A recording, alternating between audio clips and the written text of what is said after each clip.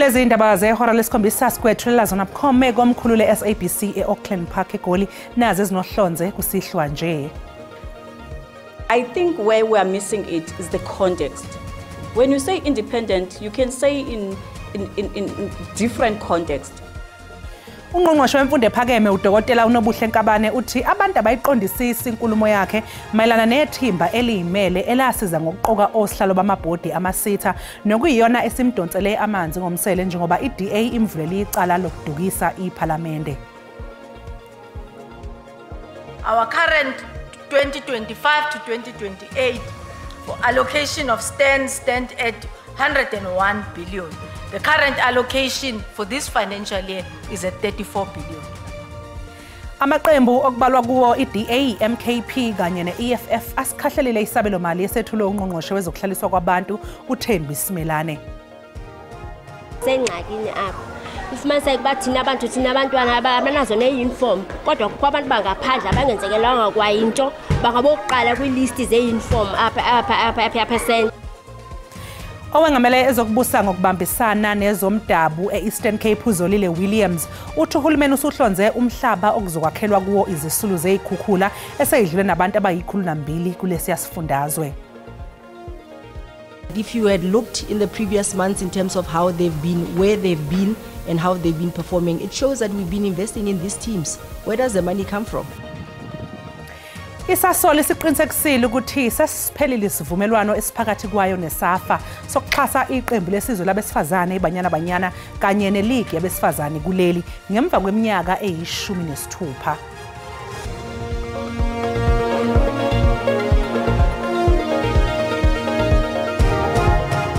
Mbukelisi kubingelele sikwamukele indaba yenza kusihlwa enizethulela unoxolo uMamtshali waKwaMwali.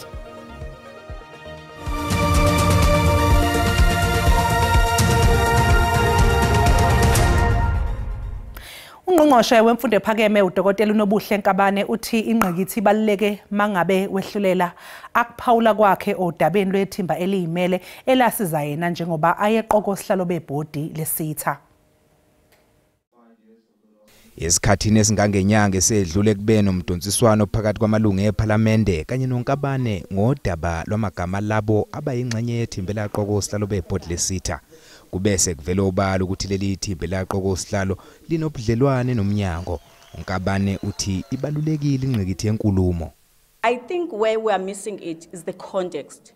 When you say independent, you can say in different context. So when I meant independent, I meant they do not have any personal benefits, they do not have any direct interest on the process, and they meet the expectations, and they are experts in their own right, and they are professionals. That's what I meant. Usotswebho omkhulu ANC uMdumise Ntuli uthi ikhona inyathelo eyithathwa iANC ngezenzo ikaNkabane. The minister misrepresented the facts in terms of what she said in Parliament, in the Portfolio Committee. And I'm quite certain that the leadership of the ANC in our head office is in a way somehow handling the matter. I-Democratic Alliance simvulele icala lobugebengu uNkabane njengoba ithi wasenge imithiyo eshaya mthetho. Amaqembu ezombusazwe iDemocratic Alliance umkhonto wesizwe kanye neEFF asichithile isabelo mali ebesethulwa ngungqongqoshe wezokuhlaliswa kwabantu uThembi Simelane ePhalamende. Our current 2025 to 2028 for allocation of stand at 101 billion. The current allocation for this financial year is at 34 billion. Of the 34 billion allocation for the current financial year, 30 billion of it is grant to provinces and metros and will be transferred as such. Amaqembu iDemocratic Alliance kube umkhonto wesizwe kanye neEFF asihlabe asihlikiza isabelo mali sikaNgqongqoshe wezokuhlaliswa kwabantu uThembi Simelane abesethulela iPhalamende namhlanje. iDemocratic Alliance ithi nakuba ingenanxa nesabelo mali uqobo kodwa ayimethemba inhlobo uSimelane ngemali yabakhokhi intela. We sit with the minister who faces corruption allegations, who has not been accountable to the South African public, and it is because of this we struggle to support this particular budget. This draft budget must be rejected. Its real-term decline across key programs, particularly in integrated human settlements and informal settlements upgrading, directly contradicts the constitutional obligation to provide adequate housing, and the strategic goals of the national development plans. Economic freedom fighters reject the budgets of human settlements, and not because we are extortionists like the DA, but because it is an empty promise wrapped in inflation and in false hope. Ngaphambi kokwethula isabelo mali sakhe uSimelane ukubeke kwacaca ukuthi lesabelo mali akasethuleli iDA noma umndeni wakwaSimelane kodwa usethulela abantu baseningizimu Afrika. Kusenjalo ungqongqoshe wezokuhlaliswa kwabantu uThembi Simelane useyivikele ngemva kokuthi iDA imsole ngokunindeka ekwebiweni kwemali engaphezulu kwe-7,700 zamarandi ngesikhathi esebenzela inkampani iVitrovian neyasebenzisana neEskom. Been contacted by the police, by Eskom, which is looking for its money, assisted by the SIU. So why is the DA with my name on the media, trying me before the system that they have even followed themselves, going to the police? Are you having a report, or they have a report which says the police is saying she's not cooperating, she's not coming, we can't find her? They can come to the SAPC and catch me now. That's how easy it has been for you to find me, to talk to you. So the police, they will find me. Anyway, I have never been contacted since 2019 when this contract was investigated. Sisanda ukwexwayisa ngokuthi lo mbiko olandelayo unamagama aqinile aphathelene nezocansi. Ufakazi wokuqala kamengameli wamajaji ase-Eastern Cape uqhubekile nobufakazi bakhe esigcawini esihlalele isimangalo esifakwe ngejaji uSelby Mbenenge seyinsolo ehambisana nokuhlukumeza ngokocansi. Ubufakazi obethulwe oke waba umabhalane wejaji uMbenenge uZinhle Nqayi kuyashayisana ke nokuningi kwalokho osekuke kwatshelwa lesi sithangami uAndiswa Mengo okunguye ke ufaka isimangalo ngejaji uMbenenge. Ubufakazi banamhlanje bukaZinhle Nqayi obethulelwe isigcawu abahambisana nalokho osekuke kwavezwa uAndiswa Mengo beyinsolo zokuthi mhla ziyi-14 kuLwezi ngonyaka u2021 ijaji uMbenenge lacela kuMengo ukuthi amotawote ngomlomo ubuntu balo. Ebufakazini bukaZinhle Nqayi maqondana nalolo suku utshele lesi sigcawu ukuthi ijaji uMbenenge lalimatasa kakhulu ehhovisi. Uphinde wakhuluma okwehlukile kunoka Andiswa Mengo owathi wafika kamuva endaweni yabo yokulala ababekhokhele kuyo ukufihla amakhanda. Le ndawo ayichoyo athi ufike mna ndise BNB ayinjalo. Mna ndiphume eofisini ndangena emotweni ndaqonda ngqo eMonti. uZinhle Nqayi ube esebhekana nokuhlonywa ngembuzo ngo-Advocate Salome Skipper sobefuna ukuthola ngobuqotho beimpendulo zakhe. Let me put it to you, you don't stay in your office the whole day, is that correct? That's correct. Mandikuxelele ke ndithi wena uhlali phaye officeini yakho imini yonke. Kunjalo. That is correct. So it is possible that the court manager could have come back to the JP's office at a stage when you were not in your office. I put it to you, your clothes were not in the car because you were going to work the Tuesday also. It was only that afternoon that you knew that you're not going to come back to East London. To Mtata. Ucho yena. You say so. Then I put it also to you that it is correct that the complainant found you at the lodge packing the car with your husband. That is not correct. Lesi sicao sizongenela osukwini lwama-21 eqhubekeni kwaso ekuseni kusasa. I'd say around 8.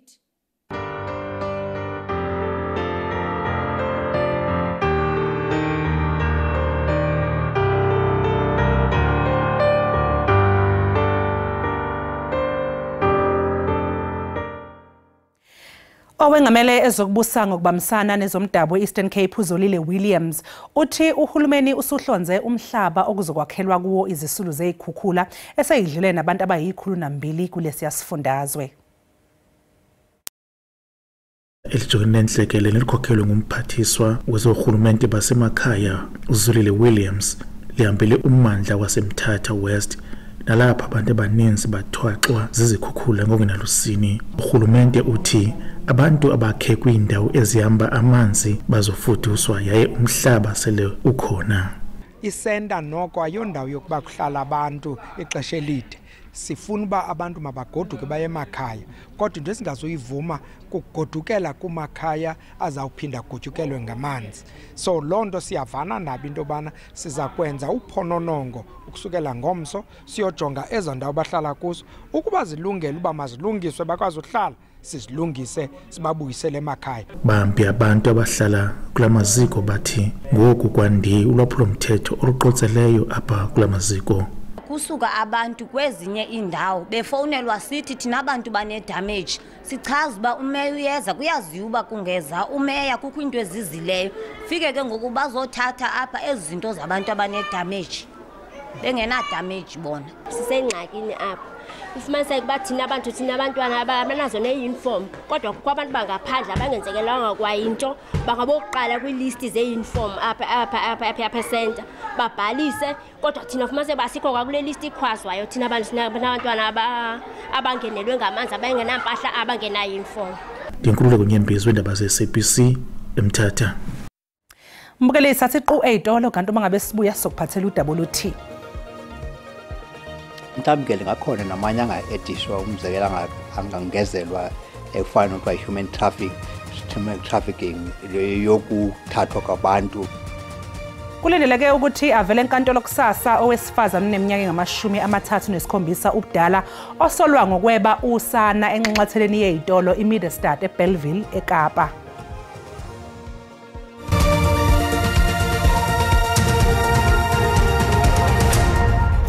Sikubingelela sikwamukele mbukelo uma ngabe usanda kungena odabeni oluphambili besibike ukuthi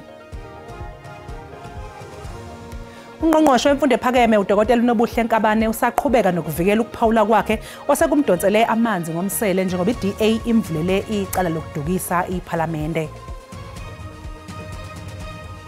Lezi ndaba ziyatholakala mbukeli ku-YouTube na ku-SABC Plus. Kufuneka nje ungene kuzo uyicinga ngamagama athi SABC izindaba. Iqalile namhlanje inhlolokhono yesikhundla sephinile enhloko yamajaji nesingethwe ikhomishana ebhekela umsebenzi wamajaji. Abagaqelele lesikhundla kubalwa umengameli wamajaji eGauteng uDanstan Mlambo, umengameli wamajaji eNorthern Cape uPule Tlaletsi kanye nomengameli wamajaji eFree State uKhani Musi. I will reach the age of 70 in 2029. That's 4 years from 4 years and probably 3 months from now, because I turned 66 in September this year. So in September 2019, I'll be 70. So it's a period of 4 years and 3 months. Oh, sorry, I don't know how long it will take the president to make a decision. I think the CJA will be serving until 2034, if I'm not mistaken. Something like that. Somewhere there. So from a career development point of view, and this is me sort of advancing my case, it would serve the CJ quite well to have a candidate who will leave before her and bring in someone else as DCJ who can take over from her when she goes. As deputy to her, I would be mindful of the fact that she has already crafted a path for her Chief Justiceship. Mine and my colleagues should comprehend it fully and implement it. It would be wrong to run a parallel program to hers. Anyway, knowing her, she never allowed that to happen. Fortunately, I found her to be an open, consultative, and democratic leader. Umculi ophinde abe ngumdidiyeli uSean Diddy Combs uselahlwe amacala amabili kwamahlanu abebhekene nawo enkantolo yaseNew York. UDiddy ulahlwe amacala okuthutha umuntu ngenhloso yokumphoqa ukubathengise ngomzimba, kepha-ke watholwa emsulwa emacaleni abucayi abengaholela ekutheni agwetshwe udilikajele. UDiddy kusengenzeka ukuthi agwetshwe iminyaka engafinyelela kwe-10 emacaleni amabili amlahle namhlanje.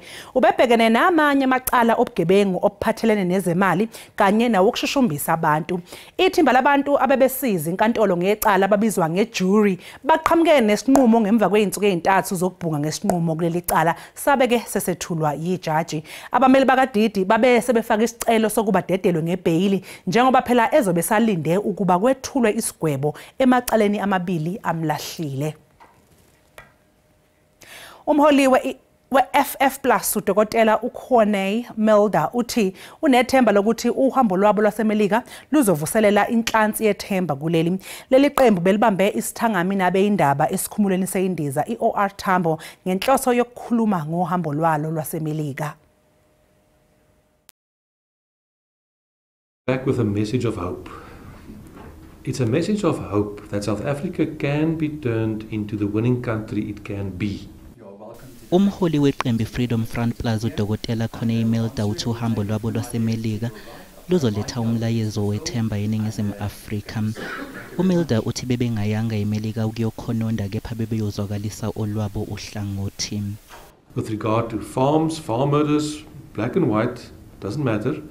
With regard to workers in the rural areas, there's an insistence, a condition that the United States Trump administration wants the South African government to proclaim that as priority crimes immediately, and that it should be investigated, all incidents by the Hawks or some institution on that level. Athi uhambo lukaMengameli wezwe Cyril Ramaphosa eMelika kwakumele lusingathwe ngendlela ehlukile ukuze kuphenjwe ubudlelwane nohulumeni kaTrump. The visit by our head of state is premature, and I predicted that it would be a diplomatic catastrophe. And the reason I gave was, given the strained relations between South Africa and the United States, you do not start these things on the level of heads of state. If you do that, things will play out the way they did in the Oval Office. Nokho-ke FF Plus ithi azange ihlangane neqoqo lamabhunu akuleli afudukele eMelika kanti ihlela ukuhlangana nomengameli wezwe Cyril Ramaphosa ukuze imzekele ngohambo lwayo. Kulindeleke ukuthi avele enkantolo kusasa owesifazane oneminyaka ngama-37 ubudala osolwa ngokweba usana enxanxatheleni yezitolo iMiddlestad eBellville eKapa. Amaphoyisa ase-Western Cape ancome kakhulu uhlelo lwesimanje lwezobuchwepheshe kanye nomphakathi owuhlabe wawulawula nokuyikho kholile ekuthini kutholakale ngokusheshsha usana lomfana obelwebiwe eBellville.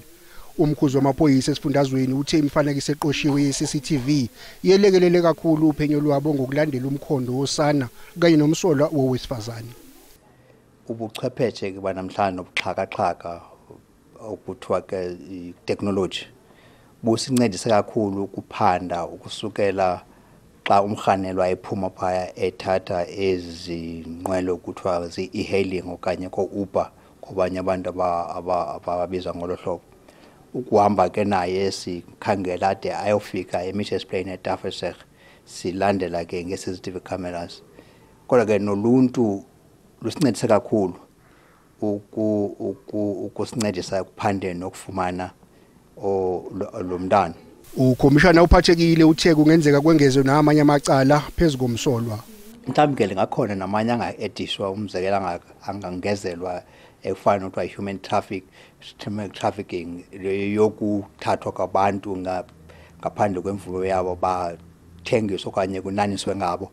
Idla ngokuthi ke kubekho udlelwano onye relationship between it kidnapping ne human trafficking ingakumbi xa umuntu lo exhilwe kungafunwa mali. Owesifazane osolwa ngokweba usana kulindeleke avele kafushane enkantolo yeMantshi eBellville eKapa kusasa.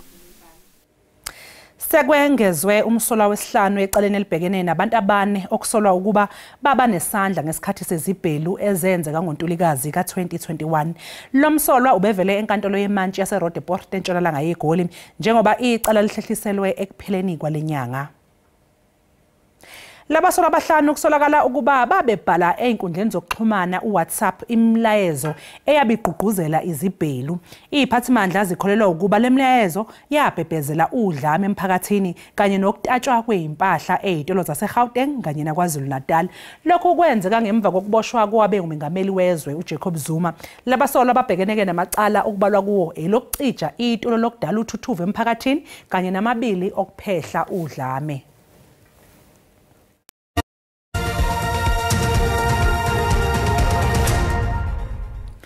Isasol siqinisekisile ukuthi sesiphelile isivumelwano esiphakathi kwayo neSAFA sokuxhasa iqembu lesizwe labesifazane iBanyana kanye neligi yabesifazane kuleli ngemva kweminyaka eyi-16. Lokhu kwenzeka nje iBanyana ilungiselela ukuvikela isicoco sayo seWAFCON eMorocco. Uhambo lweBanyana neSasol lwaqala ngo-2009 kanti futhi libe luhle kakhulu. iBanyana idlala emqhudelwaneni emibili yendebe yomhlaba yayana kabili emidlalweni ama-Olympic eminyakeni eyi-16. Inqobe neWAFCON ngo-2022. Abaxhaso kuyiSasol bebengagxilile kuBanyana kuphela, bekukhona neligi iSasol. Isikhulu esiphezulu seSAFA sithi amaqembu esizwe amabili bekuyiwona abekwazi ukwenzela lenhlangano imali njengoba inenkinga zayo imali.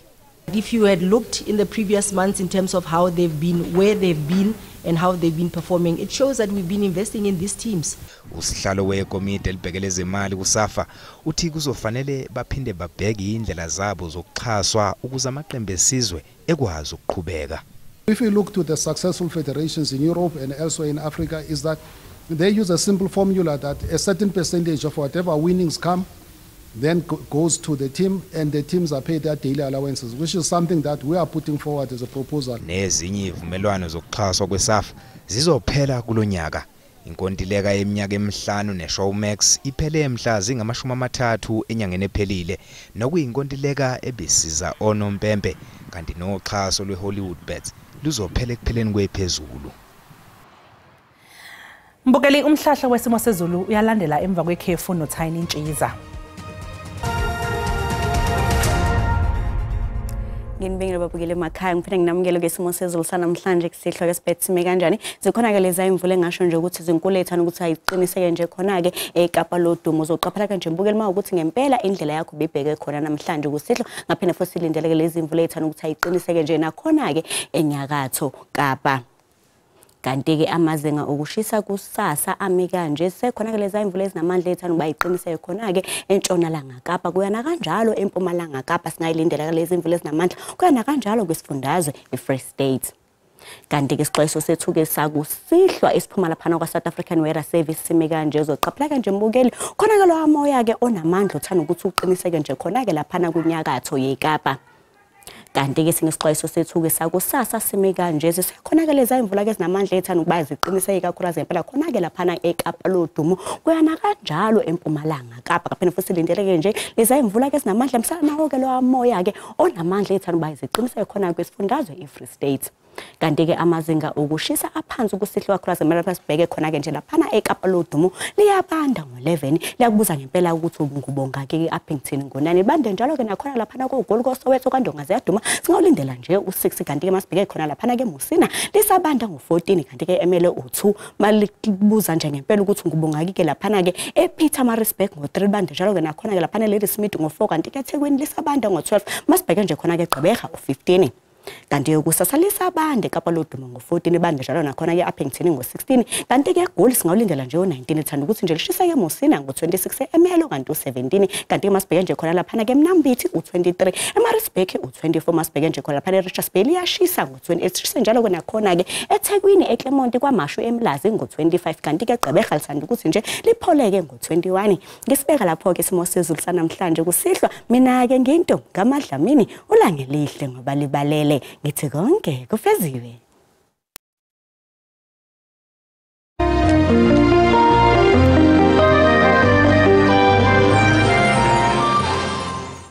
Mbukeli, usale kahle.